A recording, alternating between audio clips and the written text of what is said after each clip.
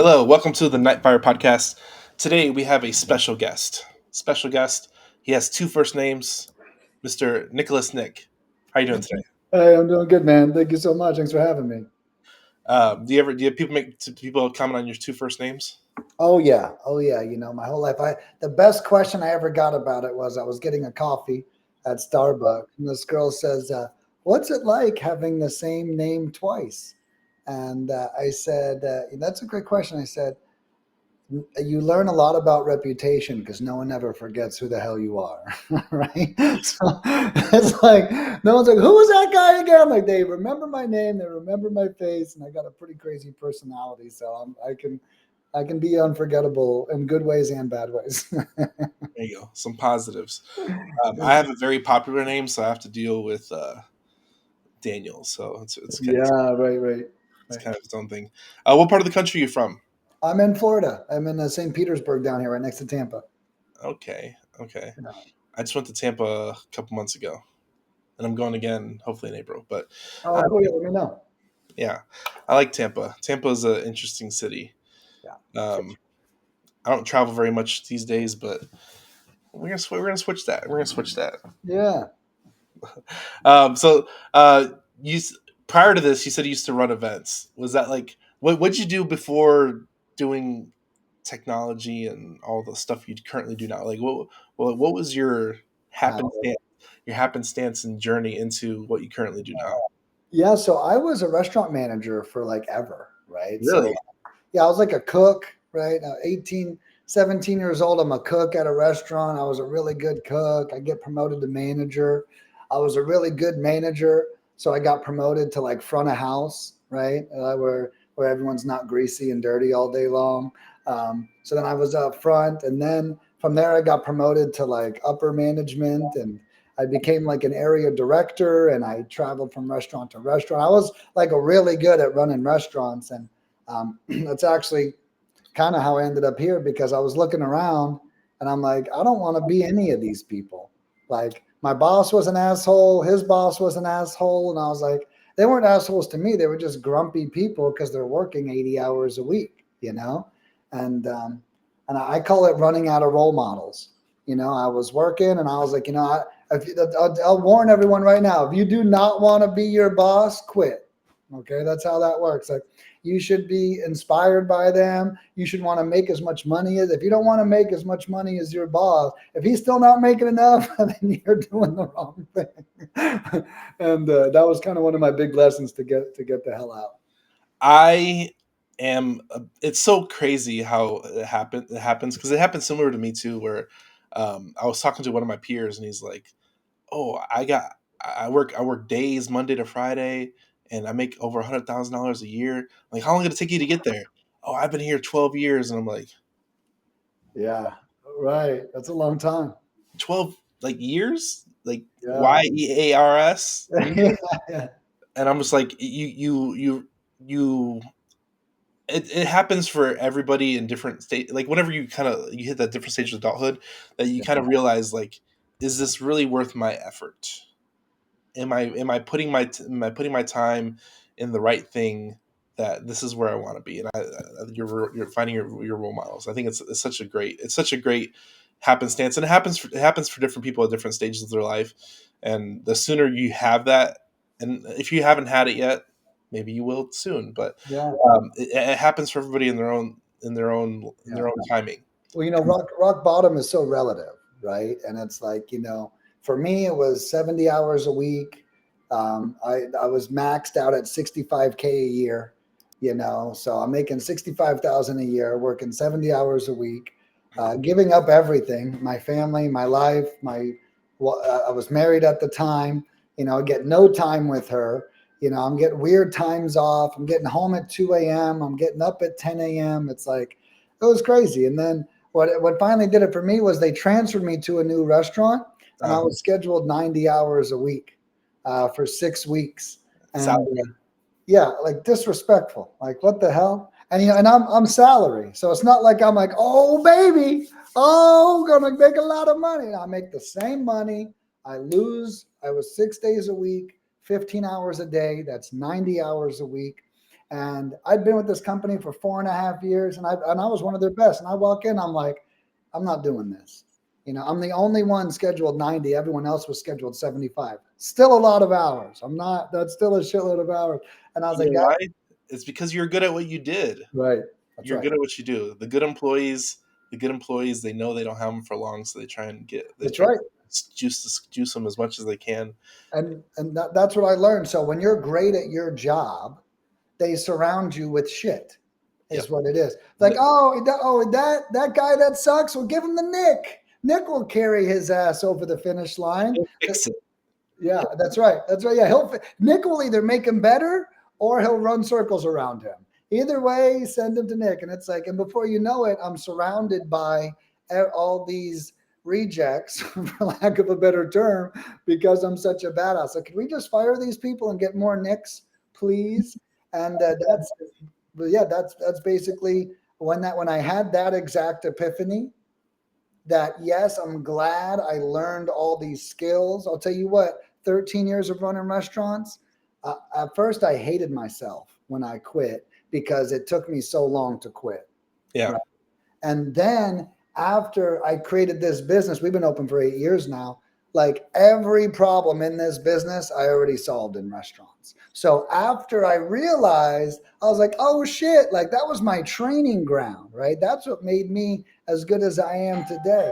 And it ended up being an absolute huge benefit for me. That's how you got to see these transitions and these experiences in life that you face. They're building blocks to your future. It doesn't matter what job you had. It's a building block to your future of how to do things and how to deal with different problems and situations and people. Yeah, exactly. Hold on one second. Someone's knocking at my door. Give me just one second. I'm You're sorry. good. You're good. You're good.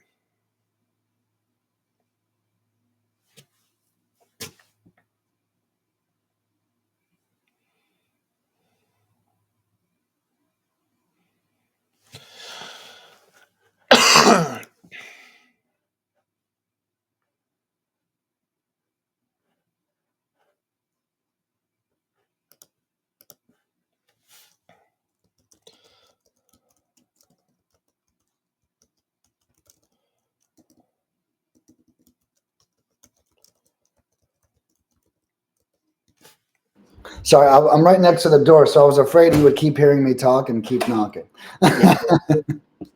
Sorry about that. You're good. You're good. I'm just making notes so I know my editor can find it real quick. Yeah, my bad. You're good. It happens. Um, yeah, the building blocks of business. I think you learn a lot, and if business was easy, if business was easy, everybody would do it. And then the one thing that you deal with in every business, even as an employee, is people. And if people weren't in business, it'd be easy. Yeah, right. Exactly. And you know what? And I think another important lesson is it's important to learn some of these lessons on other people's dime, right? Yes. It's like, I learned how to be a great manager and I had to be a pretty shitty manager along the way in order to learn how to be great, right? So it's like now by the time it's my life on the line, I am like a seasoned warrior. I'm ready for all the challenges. But, if this is my first bout in leadership, I would not be successful. I would not be in business all these years, right? And so it's like I think I'm a real big proponent of the 9 to 5. A lot of entrepreneurs they hate on the 9 to 5. Hey, get in there, learn it on their dime, get the hell out, right? That's really what the goal is. Learn it, get out, use that skill to make more money, learn that new shit, use that to make more money, and just keep leapfrogging your way up. It's great advice. It's Yeah, great advice. I second that. exactly. You get to learn without the exposure or the risk, Yeah, and you still exactly. get, you still get paid on Fridays. Yeah, right. Hey, I'll tell you, having a dependable check, being an entrepreneur is scary. Okay. Having that consistent check feels pretty good sometimes. Yeah, absolutely. So 8 years in the business. Can you give somebody who's never heard of lead mining pros? The link will be in the bio below this, but Yeah. give people a 30-second snapshot of what it is and what you do for customers. Yeah, so we're basically a white glove lead generation company. I call it white glove because if you go to my website, leadminingpros.com, you'll see a phone number at the top. You can call me You tell me what your industry is. You tell me what market you're in, and I'll actually tell you what to buy. You don't have to guess what works. 8 years in business, I know what works in what cities for what strategies, right? So before you even buy, you get on the phone with me. I guide you on the best market and the best strategy. Then we get started. What we do is we pull lists, we skip trace them, we cold call them, and we text message all of them. And they're all done by humans. There's no AI. There's none of that stuff. It's all real human interaction that we provide. And then each week, I invite my clients to meet me for a one-on-one session as well. So they get an email with all their statistics from the week, from the texting and the calls, and in that email is a link to book a call with me, and I actually monitor their results with them. So it's like a really high level touch. And the best part about it is, I'm sure everything sounds expensive. It's actually really inexpensive. My products start at $82 and they go up to like $1,500. So everything is no contracts, no commitments. It's a really easy to digest. Hey, I got $1,000. I need leads. Let's get this going. And then we get up and running for you. Nice. Yeah. I'm sure you know this, but what's your cost per lead on like texting and calling? And it's super low. So with texting, I mean, of course, it varies depending on market, but with texting, we average a lead in every 100 to 200 text messages, and I charge $82 for 500 text messages. So if you think, let's say you get 5 leads on that, which would be amazing, that would be 80 divided, that would be under $18 a lead for that. Which is awesome. Now there's a downside to texting, right? I mean, a lot of leads, but they're ugly, right? I mean, I'm very transparent, I'm not going to lie to anyone, but there's still tons of deals. When you're getting 5 leads for $82, all it takes is 20 leads to equal a deal, so, you might spend $300-400 in texting, but, to make 30,000, what's really the difference? Then the other thing we have is cold calling. Cold calling, I tell people that it's going to take potentially, maybe $1,500 to close a deal with us. Now, our average client closes a deal in every 12 to 20 leads. So I would expect about $1,500 to $2,000 to yield about 20 leads. Now, it depends on your market. All right. So if you're in a saturated market, it's going to take more. Right. And then if you're in a suburban market, so cold calling with us and in a suburban market, that's no tourist attraction, no notoriety, no saturation, no cities, right? Then it's probably going to be much lower, probably $800 to $1,500 to get to those 20 leads, right? So anywhere from suburban markets, I'd say anywhere from $50 to $100 a lead. In saturated markets is going to be anywhere from, let's say, $100 to $200 a lead would be what I would expect. Okay. I know there's a new regulation that passed in January about the one I think it's 1-to-1 1-to-1 consent rule. Yeah. 1-to-1 consent rule. Yeah. How are you guys managing and dealing with that? So And good. the other part of that question is, does the client face that, or do you face that? So you have to be compliant, or do they have compliance issues? Well, the good news is we don't have an issue with the 1-to-1 consent rule. What that actually means is a lot of people out there, a lot of companies, we don't do this, but I'll explain it to everyone real quick. A lot of companies, if like, let's say I was a competitor of mine, okay, I could get a lead and sell that lead to 5 customers. Okay, that is now illegal unless you tell that seller that 5 different people are going to call them. Does that make sense? So 1-to-1 means if I send you the lead, it can only go to you because that's 1-to-1, right? But a lot of these other companies, they share leads, and they might get a lead in Tampa and they have 5 clients in Tampa and they send that same lead to all 5 people. So that's illegal. What we do when you hire us, everything is exclusively yours. So that we tell them, hey, Daniel's going to be calling you in the next. So that's the consent, if that makes sense. If I gave it to several people, I would say Daniel, Billy, Joseph, and Sally are going to be giving you a call at different times. Are you okay with that? right? So I would have to let them know that. But instead, I'm like, Daniel will be reaching out within 24 hours, and he's probably going to want to come out and see the property. Is basically what we say. So because we're exclusive, we don't have to worry about the one-to-one consent. Mm. Yeah, I'm always worried about compliance. And it Yeah. seems like compliance has been a big issue around town. Well, you know what's happening is, I'll be honest with you, compliance isn't very enforced, but what companies are doing now is they're using compliance to scare investors, right? And I'm not saying they should or they shouldn't, right?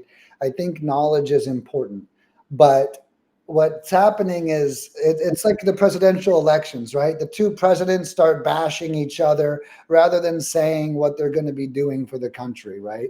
And what's happening is, with a lot of this compliance, is the companies are using it just to throw shade at each other rather than maybe actually dissect it. So, like for example, AI cold calling became illegal with the January 27th. So everything that's a robo dial, which means there's not a human behind the dial, is now illegal. Like for example, and it's because the government wants you to be fueling the economy, and you fuel the economy by putting a human behind the cold call. But yeah, so there's been some interesting regulations. It's really nothing to be too scared of at the moment. Um, but it is important to know the laws, know the rules, so you don't get scared. You don't just want to be fluking your way around it. And that's one of the perks of using us is our texting is compliant, our calling is compliant. And I also teach my clients on like how to protect themselves from liability. I wouldn't mind covering some things if you wanted me to.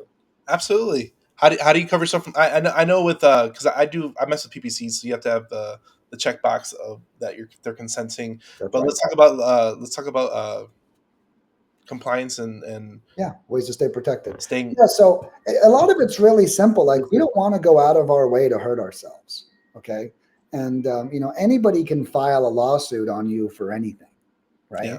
And that's why it's like we just want to be careful anyway. So the first thing I say is don't ever give your first and last name out.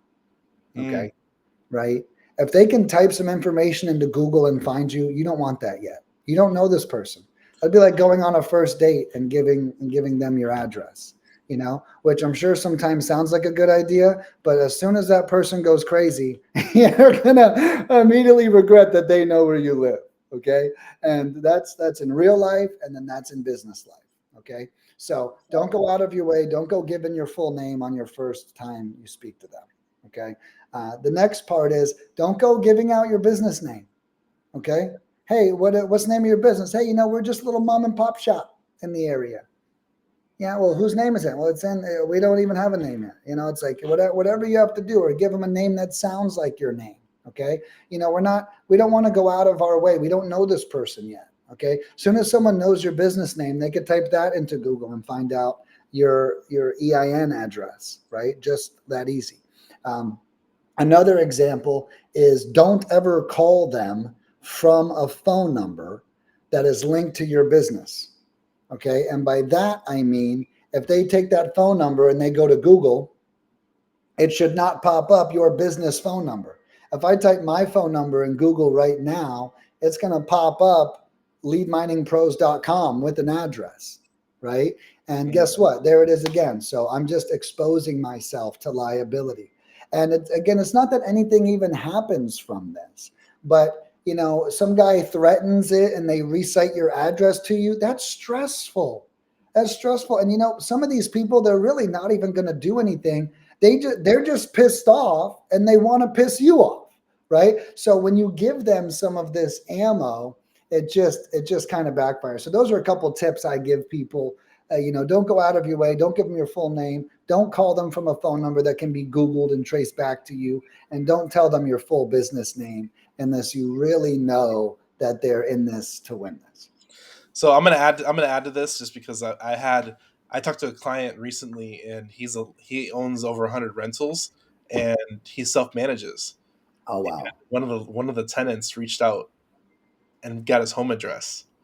So yeah, he's concerned about just like protection at that point. I mean, that's right.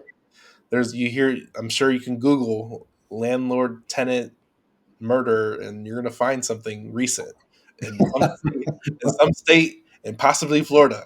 Yeah, yeah, for And sure. it's a real situation that you really need to protect yourself, like personally as well, from physical injury and harm. So one thing that I do is I have Wyoming LLCs because they have anonymity. And Okay. then if you're using use a PO box for mailing stuff for business addresses. And then if you really want to get funky, you can just start using trust if you're holding assets Yeah. to really protect yourself from anonymity. But I agree with all your things with being texting and calling, but Yeah. sometimes you have to get extra layers of protection to really protect yourself personally as well. Yeah, From and I think your point is such a fair point. It's let's not forget we have physical health we have to maintain, not just financial health, right?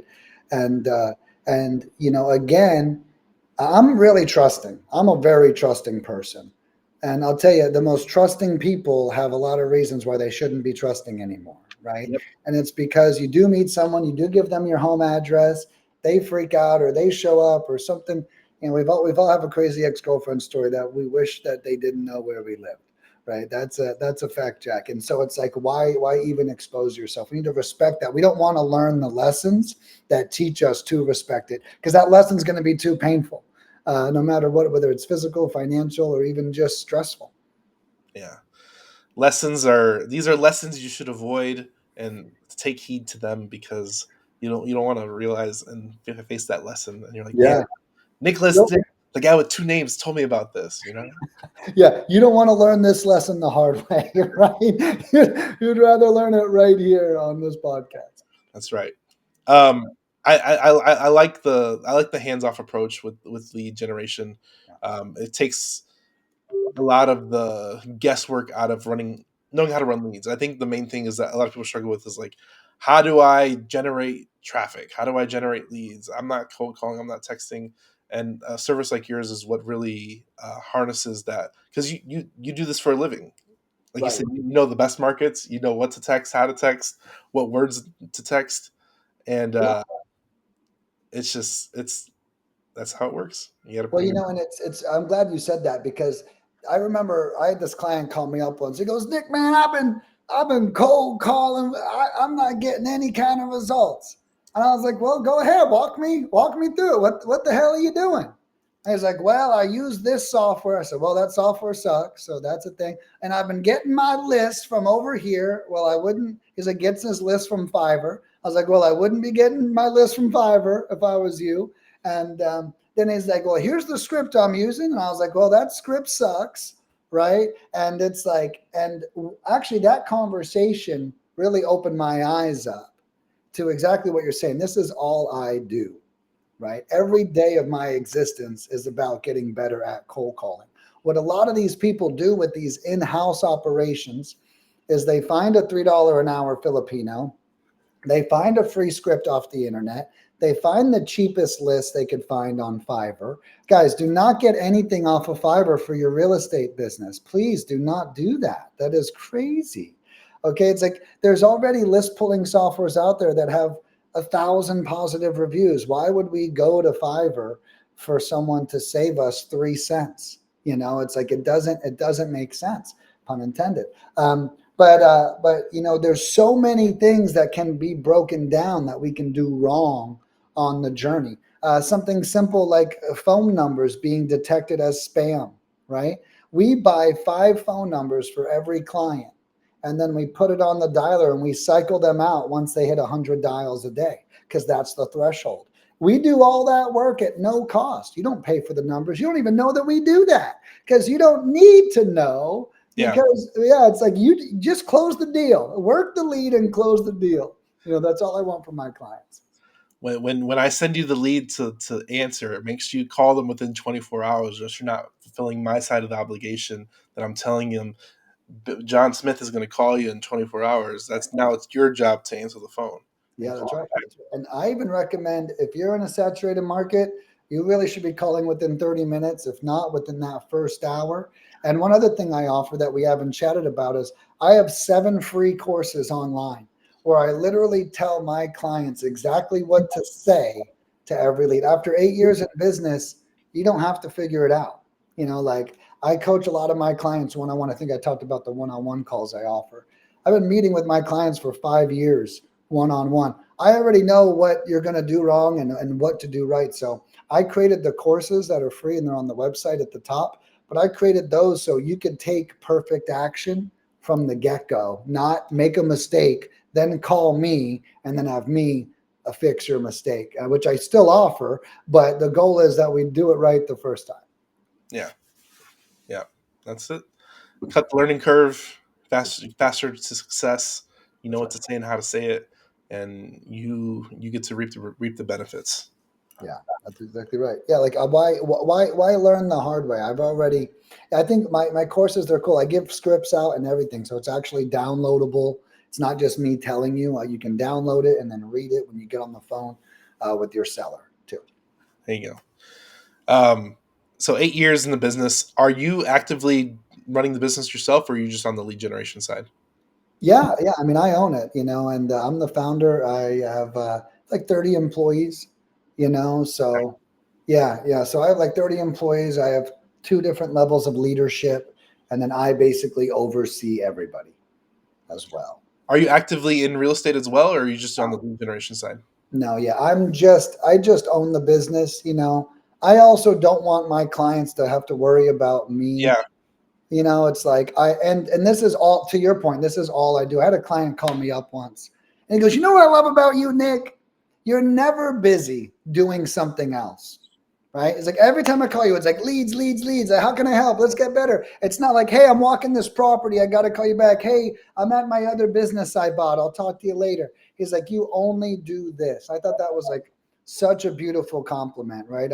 I don't have all these business. This business does very well. We did $1.5 million in sales last year. So with that much flow through, I put all my focus on this business. I'm not trying to buy other businesses and distract myself. I'm getting this one to 5 million, and then we can talk about distracting myself a little bit more. But to your point, this is all I focus on is this business. And I tell every client I speak to, my job is to get you the most leads for the least cost. Yeah. Period. Yeah. That's amazing. Yeah, 8 years in the business of all just lead generation. I thought you actually did real estate too, because like so one thing I always do, because I've run a GHL software, and I'm always like way over here. I'm like I'm never actually on that side, and I'm like I have people in place to handle that side, but it's just like man, I'm busier over here than I am over here, so I'm like I'm not really right. 100% focused on that, but I Well, do. it's a lot. The real estate has a lot of moving parts, which is why I think it's good that we do what we do. I mean, we have to pay for the marketing, get the leads, build a relationship, get it under contract. Then we have to do the same thing on the buyer side. We have to build a relationship, find a buyer, sell the deal. And it's although a lot of the gurus out there want to make it sound easy, it's really not that easy. It's a lot of moving parts. And you're just one part of that machine. Yeah, right. Yeah, I'm only 1/5. Now, I'm glad you said that. I do help my clients dispo their deals. I do not JV, but I have over 15,000 followers on Facebook. And if a client brings me a property under contract, I'll make a post, who's buying in city and state, and then I'll tag my client in the post. So, one cool thing about me is I don't sell any other services, but man, if you got a deal, I want to help you close it the best that I can too, because we both win, right? When my clients close deals, they make the money, and they probably make another order, and they get more leads whenever they're done too. That's it. That's it. That's the business. What is a quote that is yours or somebody else's that you resonate with?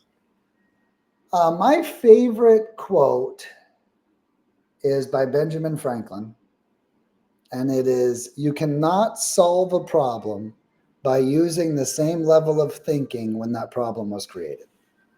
Mm, Yeah, there you go. that's good shit. That's good. That's good shit. So we have to expand our thoughts. We have to ask somebody who's been there. If you're stressed out and you make a mistake, continuing being stressed out and thinking about it is not going to solve your problem. You have to get peaceful and then make a decision from there. I like that. Yeah.